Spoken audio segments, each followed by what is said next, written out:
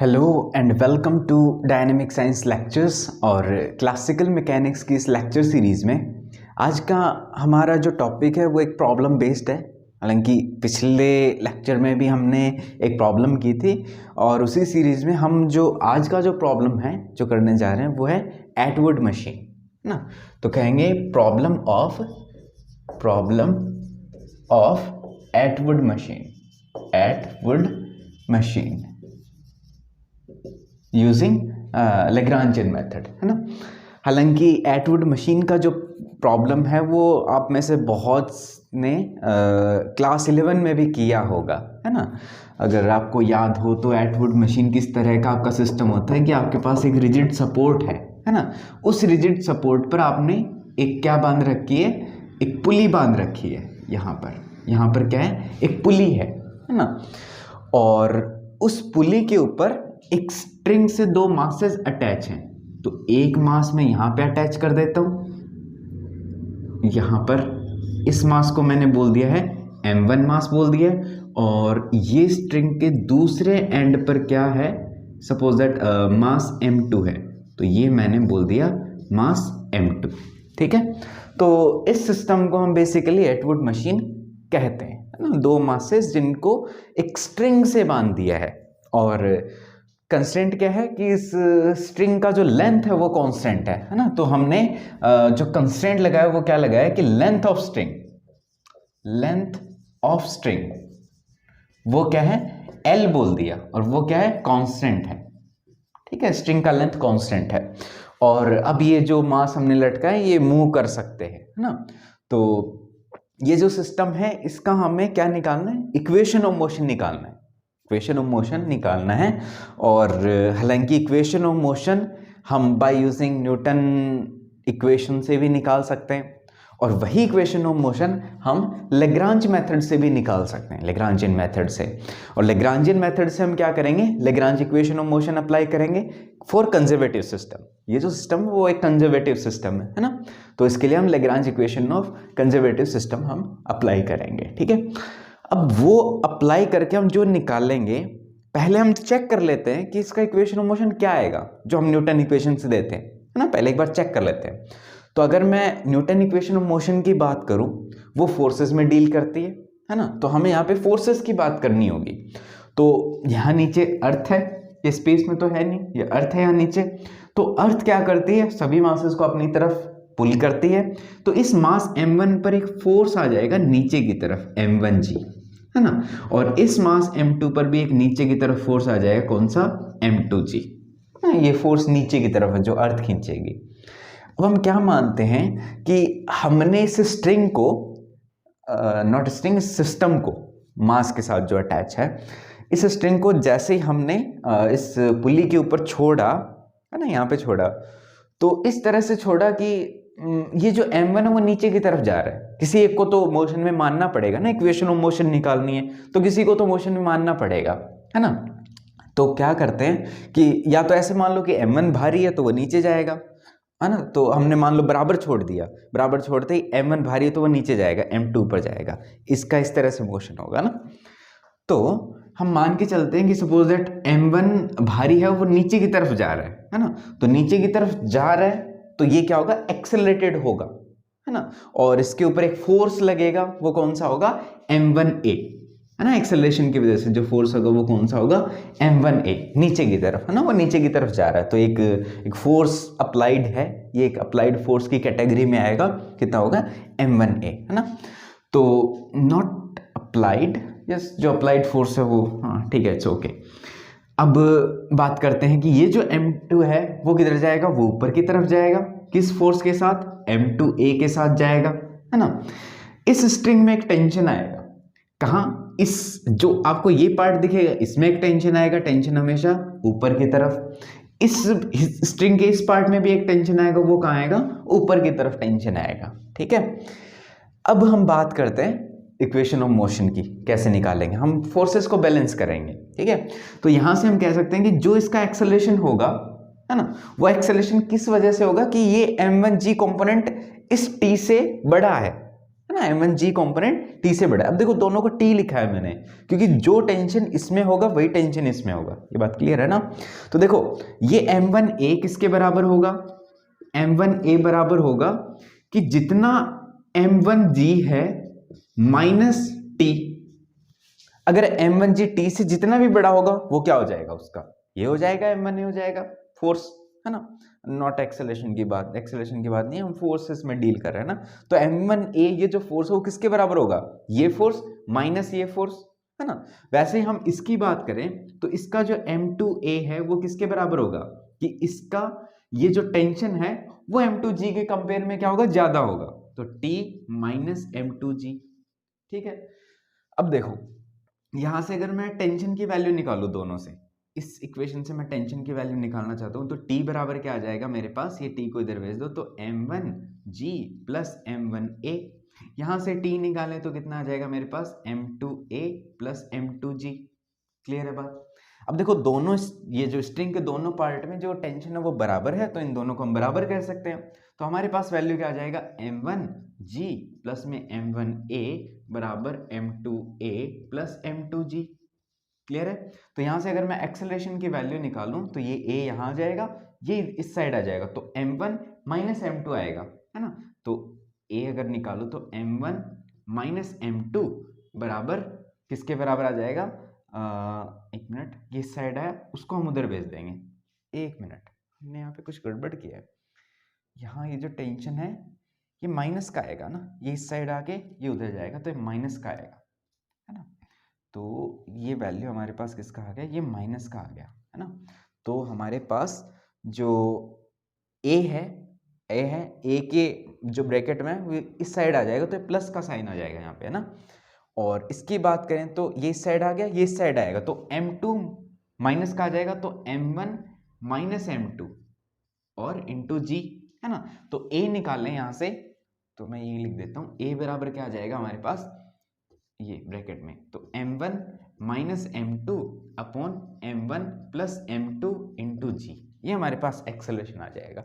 और यही क्या है, इक्वेशन ऑफ मोशन है इसकी। ठीक है, यही इक्वेशन ऑफ मोशन हमें किससे निकालनी है, यूजिंग लैग्रांजियन मेथड। ठीक है, अब देखो जैसे हमने पिछले वीडियो में बात की थी बिल्कुल वैसे ही चलेंगे। ठीक है, क्या है कि हाँ, ये इस तरीके से यूजिंग लैग्रांजियन मेथड, इस तरीके से सॉल्व करने के लिए हम क्या यूज करते हैं, Lagrange equation of motion for conservative system, क्योंकि इसके ऊपर जो भी फोर्सेस लग रहे हैं वो सारे कंजर्वेटिव है ना, कोई भी नॉन कंजर्वेटिव फोर्स नहीं है ना। तो हम जो इक्वेशन अप्लाई करेंगे वो कौन सी इक्वेशन होगी, फॉर कंजर्वेटिव सिस्टम वाली होगी। तो D upon D T del L over del Q K dot minus del L over del Q के बराबर 0।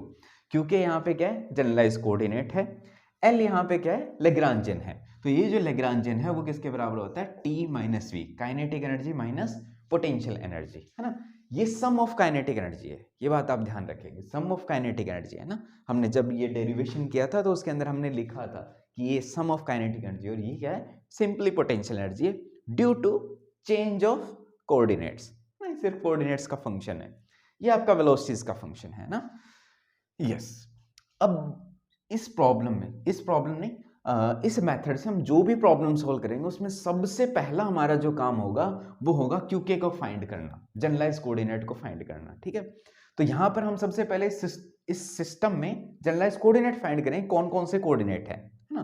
तो इसके लिए हम क्या करें, जो हमारा ये जो तामझाम है इसको हम यहाँ से हटा सकते हैं, है ना, यहाँ से हम इसको हटा देंगे ना। तो हम क्या करेंगे कि ये जो यहाँ से जहाँ से कॉन्टेक्ट बना है इसने, है ना, या फिर कॉन्टेक्ट छोड़ा, ये जो डिस्टेंस है उसको मैं कह देता हूँ x1 कह देता हूँ, और ये जो डिस्टेंस है इसको मैं कह देता हूँ x2 डिस्टेंस कह देता हूँ। ठीक है, हाँ, अब यहाँ पर देखो दो पार्टिकल है ना, तो दोनों पार्टिकल का पोजीशन बताने के लिए हमें दो कोऑर्डिनेट की जरूरत पड़ेगी, है ना। इस ये आपका वन डायमेंशनल मोशन कर रहा है तो एक ही कोऑर्डिनेट इसके लिए, और ये भी आपका वन डायमेंशनल मोशन कर रहा है तो ये भी इसके लिए कोऑर्डिनेट, ना, दो कोऑर्डिनेट की जरूरत हो गई। तो अगर दो कोऑर्डिनेट की जरूरत होगी तो हमारे पास जनरलाइज कोऑर्डिनेट कितने हो गए, दो हो गए, दो हो गए। लेकिन नहीं, कैसे, मैं नहीं क्यों बोल रहा हूं, क्योंकि ये जो कोऑर्डिनेट है, हालांकि यहाँ पे दो दिख रहे हैं, दो पोजीशन, मतलब पोजीशन बताने के लिए दो कोऑर्डिनेट चाहिएंगे, लेकिन कहीं ना कहीं आपको ये फील आ रही होगी कि ये जिस स्ट्रिंग से बंधे हो वो इनएक्सटेंसिबल है। मतलब ये अगर ये ऊपर जाता है तो ये श्योर है कि ये नीचे जाएगा, या फिर ये ऊपर जाता है तो ये श्योर है कि ये नीचे जाएगा, है ना। ये इस तरह से मूव करेंगे। तो आपको ये फील आ रही होगी कि कहीं ना कहीं x1 और x2 एक दूसरे से रिलेटेड हैं, एक दूसरे से इंडिपेंडेंट नहीं है। इंडिपेंडेंट तो कतई नहीं है ना, ये एक दूसरे के ऊपर डिपेंड कर रहे हैं। अगर आपको x1 पता है तो आप डेफिनेटली बता सकते हो कि x2 कितना होगा, अगर आपको स्ट्रिंग की लेंथ पता है तो। समझ पा रहे हो ना। तो हमें इसके मोशन को स्पेसिफाई करने के लिए, कॉन्फ़िगरेशन स्पेस को बताने के लिए हमें सिर्फ एक ही कोऑर्डिनेट की रिक्वायरमेंट होगी, है ना। उसको हम x बोल देंगे, जो भी x1 बोल देंगे, x बोल देंगे, अप टू s, है ना। तो अब देखो इनमें एक रिलेशन है। रिलेशन क्या है, हमें पहला जनरलाइज कोऑर्डिनेट ही बताना है, क्योंकि क्या होगा, है ना, क्योंकि ये हमारा क्वेश्चन है। तो यहां से हम देखना चाहें कि x2 को मैं क्या लिख सकता हूं। देखो अगर मैं इस पुली का ये जो रेडियस है वो मैं स्मॉल a मान के चलूं, जो कि कांस्टेंट है ना, तो ये जो लेंथ है यहां से लेकर यहां तक, ये जो लेंथ है वो कितनी हो जाएगी, पाई इंटू ए, क्योंकि पूरा सरकमफेरेंस 2 पाई ए होता है, तो ये लेंथ कितनी हो जाएगी, पाई इंटू ए, है ना। तो क्या मैं ऐसा कह सकता हूं कि x1 प्लस पाई इंटू ए प्लस x2 बराबर l हो जाएगा, जो कि क्या है, कांस्टेंट है ना, जो कि क्या है, कांस्टेंट है। क्लियर है बात। तो अगर मैं x2 का वैल्यू निकालना चाहूं वो कितना आ जाएगा मेरे पास, वो आ जाएगा l माइनस पाई ए माइनस x1। तो ये जो x2 है वो x1 के ऊपर डिपेंड कर रहा है। क्लियर है बात। तो यहां पर हमारे पास हमें दो कोऑर्डिनेट की जरूरत नहीं है, हमें एक कोऑर्डिनेट से ही हमारा काम चल जाएगा। अगर x1 पता है तो हम x2 आराम से बता सकते हैं, है ना। तो यहां पर हमारा सिर्फ एक ही जनरलाइज कोऑर्डिनेट होगा, ठीक है। तो अब अगर मैं बात करूं, ये जो qk है वो हमारा सिर्फ q1 होगा, वो कितना मान लेते हैं हम, x1 मान लेते हैं, या आप x2 भी मान सकते हो, वो आपका है ना, it's up to you. x2 भी मान सकते हो, x1 हमने x1 ले लिया, है ना। यस, हाँ। तो हाँ, अब हमारा नेक्स्ट टास्क क्या आता है, नंबर 2। नेक्स्ट टास्क आता है लेग्रांजियन निकालना। लेग्रांजियन के लिए हम क्या निकालेंगे, पहले काइनेटिक एनर्जी। तो काइनेटिक एनर्जी ये क्या है, सम ऑफ काइनेटिक एनर्जी। ये बात आप ध्यान रखेंगे, सम ऑफ काइनेटिक एनर्जी है ना। तो सम के लिए हमारे पास दो पार्टिकल हैं, तो काइनेटिक एनर्जी की दो टर्म आएंगी यहाँ पे, है ना। तो दो पार्टिकल है, तो काइनेटिक एनर्जी, पहले पार्टिकल की मैं काइनेटिक एनर्जी क्या लिख दूं, 1/2 m1 x1 डॉट स्क्वायर, है ना। दूसरे पार्टिकल की काइनेटिक एनर्जी क्या लिख देते हैं, 1/2 m2 x2 डॉट स्क्वायर। कोई दिक्कत नहीं है। अब बोलोगे यहाँ तो दो कोऑर्डिनेट आ गए, दो वेलोसिटीज की टर्म्स आ गई। नहीं, हम एक ही रिड्यूस करेंगे। कैसे, देखो, क्या यहाँ से मैं x2 डॉट निकाल सकता हूँ। x2 डॉट कितना आएगा मेरे पास, वो आ जाएगा, ये तो कांस्टेंट है, ये भी कांस्टेंट है, इसका डेरिवेटिव होगा तो क्या आ जाएगा, माइनस का x1 डॉट, है ना। तो यहां से मैं क्या लिख सकता हूं, काइनेटिक एनर्जी बराबर 1/2 m1 इंटू वैल्यू आ जाएगा x1 डॉट स्क्वायर, प्लस का वैल्यू आ जाएगा 1/2 m2 और इसका स्क्वायर, तो क्या आ जाएगा, x1 डॉट का स्क्वायर दोबारा। ठीक है, तो यहां से हमारे पास काइनेटिक एनर्जी की वैल्यू कितना हो जाएगी, 1/2 वैल्यू आ जाएगा x1 डॉट स्क्वायर, हम कॉमन ले लें तो कितना आ जाएगा, m1 प्लस में वैल्यू आ जाएगा m2। ये हमारे पास काइनेटिक एनर्जी आ गई। ठीक है, यस। नेक्स्ट मुद्दा आता है हमारे पास पोटेंशियल एनर्जी का, नंबर 2 का। नंबर 3 हम बात करें पोटेंशियल एनर्जी V की। ठीक है, अब सुनो कैसे निकालेंगे। देखो, हमें पोटेंशियल एनर्जी के लिए एक रेफरेंस मानना पड़ेगा।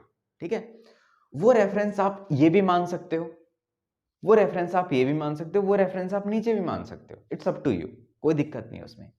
हम एक रेफरेंस मान लेते हैं यहां पे, क्यों, क्योंकि हमने x1 यहां से मेजर किया है, इसलिए मैं यहां से मानना चाहता हूं यहां पे। आप रेफरेंस को यहां भी मान सकते हो, कोई दिक्कत नहीं, उसमें कोई फर्क नहीं आएगा पोटेंशियल एनर्जी में, है ना।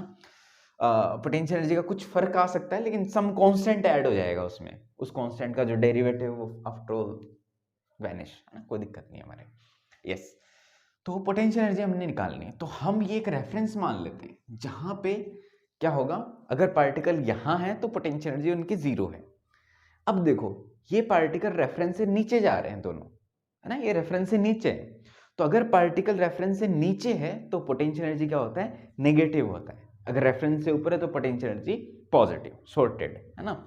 तो ये रेफरेंस से नीचे है तो पोजीशन की वजह से होता है potential energy, change of potential. तो अगर यहां होता तो पोटेंशियल एनर्जी 0 होती इसकी, अब ये नीचे है, कितना नीचे है, x1 नीचे है, तो पोटेंशियल एनर्जी कितनी हो जाएगी, माइनस का m1 g और h जो भी हाइट है वो कितनी हो जाएगी, x1 हो जाएगी।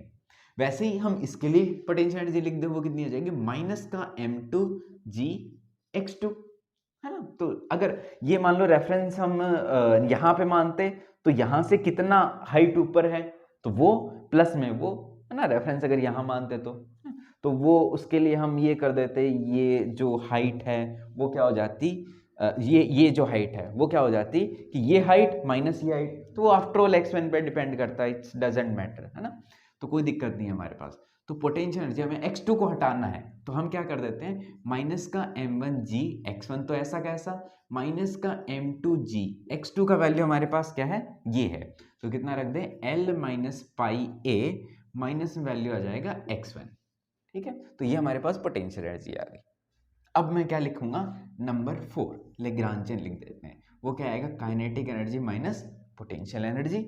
तो L हमारे पास कितना हो जाएगा, 1/2, काइनेटिक एनर्जी कितनी है, x1 डॉट स्क्वायर और इनटू में m1 प्लस m2, फिर उसके बाद माइनस का भी, तो ये किसका आ जाएगा, प्लस का m1g x1, देखो ये थोड़ा यहाँ x1 प्लस का हमारे पास कितना आ जाएगा, m2g l minus pi a minus x1, ठीक है, क्लियर है बात। तो ये हमारे पास लेग्रांजियन आ गया। अब बात करते हैं इक्वेशन ऑफ मोशन की। तो इक्वेशन ऑफ मोशन ये है, क्योंकि की जगह हमें क्या रखना है, x1 रखना है, तो हमारी इक्वेशन ऑफ मोशन क्या बन जाएगी, d/dt del l over del x1 dot minus del l over del x1 बराबर 0, क्लियर है बात। तो अब हमें del l over del x1 निकालना है पहले, तो del l over del x1 इसका वैल्यू कितना आएगा, x1 के रिस्पेक्ट में डेरिवेटिव कर दो, ठीक है। अब देखो यहाँ पे भी आपको x1 डॉट दिख रहा है, अब देखो ये डाउट मत रखना, ये डाउट हमने पिछले वीडियो में भी क्लियर किया है। अगर आपको कहीं ना कहीं ये डाउट है कि इसका डेरिवेटिव होना चाहिए यहाँ पे, अगर डाउट है तो भाई आप पीछे वाला वीडियो देख लो, वहाँ पे पीछे वाला देख लो, या और भी हमने काफ़ी वीडियोस अपलोड किए, उनके अंदर हमने एक्सप्लेन किया है कि जो वेलोसिटी है वो कोऑर्डिनेट से इंडिपेंडेंट होता है ना। यहाँ आप देख सकते हो, जैसे सपोज दैट ये मान लो मूव करता है, ये मान लो सिस्टम मूव करता है ना, तो सपोज दैट ये आपका x1 है ना, तो आपने यहाँ पे छोड़ा है, ये m1 भारी है तो ये नीचे जाएगा, है ना, तो ये x1 है, जैसे जैसे नीचे जाएगा तो वेलोसिटी बढ़ता जाएगा, और x1 का वैल्यू भी क्या होता जाएगा, बढ़ता जाएगा, है ना। तो अब एक सपोज दैट किसी एक इंस्टेंट की बात करते हैं, है ना, अगर मान लो इसकी बात करते हैं, x2 की बात करते हैं यहाँ पे, जैसे मान लो ये नीचे जा रहा है, ये नीचे जा रहा है ना, तो क्या होगा, ये आपका x1 वैल्यू बढ़ेगा, x1 डॉट का वैल्यू भी बढ़ेगा ना, वेलोसिटी बढ़ेगा। लेकिन व्हाट अबाउट दिस वन, यहाँ x2 कम हो रहा है, x2 कम हो रहा है, लेकिन x2 डॉट का वैल्यू क्या हो रहा है, बढ़ रहा है टाइम के साथ, है ना, यहाँ पे भी डिपेंडेंट है। यहाँ आप रिलेट कर सकते हो, लेकिन अगर मैं आपको कोई और प्रॉब्लम बताऊं, जैसे सिंपल पेंडुलम की बात करें, अब बात छिड़ी गई तो बता ही देते हैं ना। तो ये सपोज दैट उसका मीन पोजीशन है, और ये मैंने क्या कर दिया, उसको थोड़ा सा डिस्प्लेस कर दिया, यहाँ पे डिस्प्लेस कर दिया, ये एंगल थीटा है ना।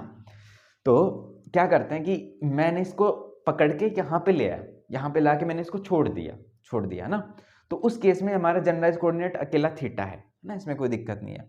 तो क्योंकि सिर्फ थीटा वेरी कर रहा है, हमने इसका लेंथ फिक्स किया है, एल फिक्स किया है, तो ये क्या करता है, ऐसे ऑसिलेट करता है।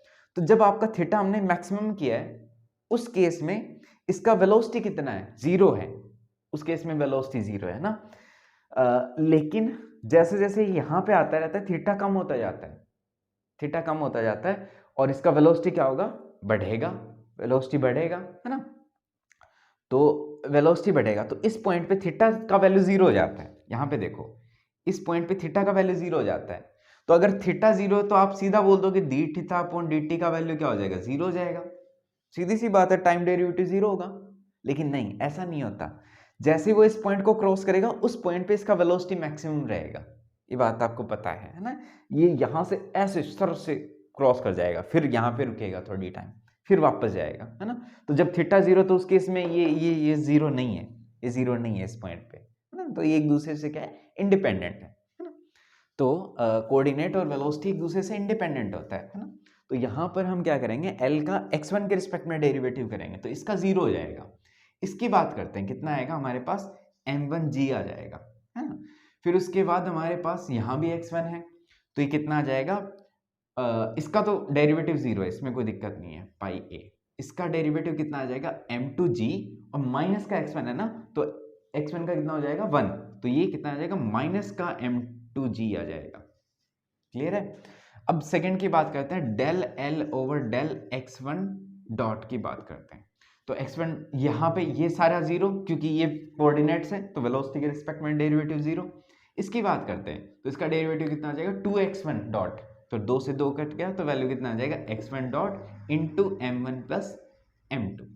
ठीक है, ये वैल्यू हम इस इक्वेशन में रखते हैं इसमें, तो वैल्यू कितना आता है d ओवर dt इंटू में वैल्यू कितना आएगा x1 dot into m1 plus value आ जाएगा m2। फिर उसके बाद हमारे पास वैल्यू आ जाएगा माइनस का ये, तो ये वैल्यू कितना आ जाएगा माइनस का m1g और प्लस का m2g बराबर कितना आ गया 0 आ गया। ठीक है, इसका अगर मैं डेरिवेटिव को टाइम डेरिवेटिव तो कितना आ जाएगा, वेलोसिटी का टाइम डेरिवेटिव एक्सेलरेशन, तो कितना आ जाएगा x1 डबल डॉट, यहाँ से वैल्यू कितना आ जाएगा m1 प्लस में वैल्यू आ जाएगा m2। इधर मैं इसको इस साइड भेज दूं तो वैल्यू कितना आ जाएगा m1 प्लस का आ जाएगा, तो m1 माइनस वैल्यू क्या लिख सकता हूँ m2 इंटू में g आ गया। तो यहाँ से मैं अगर x1 डॉट डबल डॉट का वैल्यू लिखूँ तो कितना आ जाएगा, वैल्यू आ जाएगा m1 माइनस वैल्यू आ जाएगा m2 डिवाइडेड बाय वैल्यू आ जाएगा m1 प्लस m2 इंटू में g। तो ये हमारे पास क्या आ गया, इस पार्टिकल का एक्सेलरेशन आ गया। ये देखो x1 है तो x1 डबल डॉट क्या होगा, इस पार्टिकल का एक्सेलरेशन, जबकि हमने ये a भी किसका निकाला था, इसी पार्टिकल का एक्सेलरेशन निकाला था, है ना। तो ये हमारे पास बराबर आए हैं, तो इसका मतलब ये हमारी थ्योरी ठीक चल रही है ना। हम शुरुआत में थोड़ा सा डाउट लेके चल रहे थे कि क्या ये हम जो कर रहे हैं वो ठीक कर रहे हैं, है ना। हम जो वर्चुअल डिस्प्लेसमेंट लेके चले थे कि इस टाइप की डिस्प्लेसमेंट्स हैं जो टाइम का फंक्शन नहीं है ना, डेल्टा आर आई जो वर्चुअल डिस्प्लेसमेंट था, तो इस तरह की हमने थ्योरी डिजाइन की है। तो अगर ये थ्योरी इस प्रॉब्लम पे मतलब काम कर रही है, मतलब ये थ्योरी हमारी ठीक जा रही है ना। तो ये हमारा प्रॉब्लम हो चुका है सॉल्व, है ना। अब बाद में क्या है, ये आपकी सेकेंड ऑर्डर डिफरेंशियल इक्वेशन है, आपके पास जो भी इनिशियल कंडीशंस है वो आप बताओ, इसका आप इंटीग्रेशन कर दो, 2 बार इंटीग्रेशन करोगे और 2 आपको कांस्टेंट की जरूरत पड़ेगी, वो आप इनिशियल वेलोसिटी और इनिशियल इसका पोजीशन बता दो किसी एक का, और दूसरा उसके ऊपर डिपेंडेंट है, तो यहाँ से आप एग्जैक्टली उसको सॉल्व कर सकते हो, एग्जैक्टली उसका फ्यूचर डिटरमाइन कर सकते हो, बात ये है। ठीक है, तो आज के इस लेक्चर में इतना ही, बाकी नेक्स्ट में हम आगे के वीडियोस की बात करें, आगे के लेक्चर्स की बात करें।